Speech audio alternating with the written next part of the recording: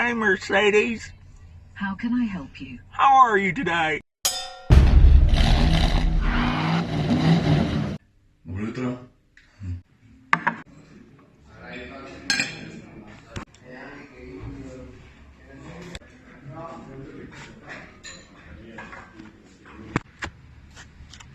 Mislim, potrpljena pa nobenga, a? Ok, Merčo A, dan številka 2, zdaj pa preden se lotimo avta. Ena dosti zanimiva stvar bi rad pokazal. Veš, avtomobilske znamke pogosto na predstavitve pripeljejo različne motorje, da si ga lahko v živo ogledaš ne v nosu avtomobila, ampak takole pred sabo. Been there, done that, nič novega. No, letos je pa Mercedes naredil nekaj zanimivega, nekaj tazga, ki jaz nisem videl še nikoli. Tako da najbolj za najprej to pokažem, pa gremo pa naprej. Lej, na prvi pogled vse skupaj ne zgleda nič posebnega, ampak vidiš tale zaslon, vidiš tole kamero. No, ta zadeva ti pomaga videti noter, v motor. Vidiš?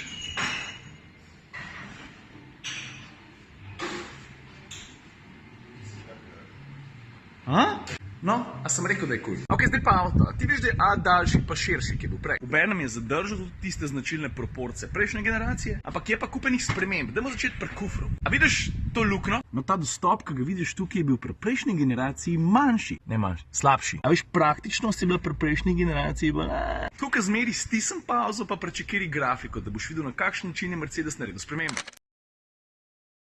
Pa ne samo, da je večja luknja, tudi placa je več, zdaj ne 30 litrov. Ok, gremo noter najprej v drugo vrsto. A veš, zato, ker je avto daljši pa širši, je tukaj noter vse strani 2 do 3 cm več placa. 2 do 3 cm se ne sliši veliko, ampak v praksi to pomeni ogromen. To pomeni toliko, da lahko rečem, ja, veliko boljš. Pa tudi za preglednost pravijo, da so jo izboljšali in sicer za 10%. Zdaj jaz moram priznati, da včeraj med prvo vožnjo tega nisem opazil, šipe so še vedno ozke, ven se še vedno ne vidi idealno. Ampak lahko ti pa spet ponudim eno grafiko, stisnem pauzo pa si pogledaj, kje so dobili tistih 10%. Pa kar se kabine tiče, od prejšnje je tišja, tako prav Mercedes za 30%. Drugače pa, če bi moral izpostaviti en highlight avtomobila, to ni niti zunanja oblika, to niso tudi vozne lastnosti, to je kabina. Ne, brez jebancije, Mercedes se je tukaj noter, ki prije do ambienta, res potrudil. Zdaj po en stran drži tudi to, da mi vozimo zelo dobro opremljene različice. In kaj drugega, ker to pač ne morem soditi. In če že moram soditi, kje smo začeti, mogoče pri volanu, veš, daj sem jaz nazadnje točen tak volan držal v rokah. Takrat, ko sem vozil S-klaso. Tukaj moram sicer zelo fejst poudariti, da razlika med ta novim A-jem pa med S-klaso je še vedno velika. Drugače pa ja, poglej, jaz vidim tole, to se pravi volan, identična stikala, identičen feeling, tele turbine zračnike, ali kako je Mercedes reče, si je sposodil od E-coupeja.